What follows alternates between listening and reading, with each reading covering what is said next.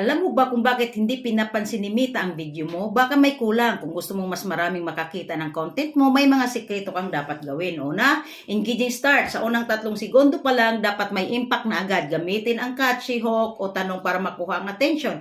Value pa content. Number 2, dapat may educational, entertaining, and inspiring na laman ang video mo. Hindi lang basta-basta upload. Number 3, caption and text. Mas maraming nanonood ng videos nang nakamute, kaya lagyan ng text o caption. Number 4, high quality and vertical format. Mita loves clear HD at vertical videos para sa reels at shorts.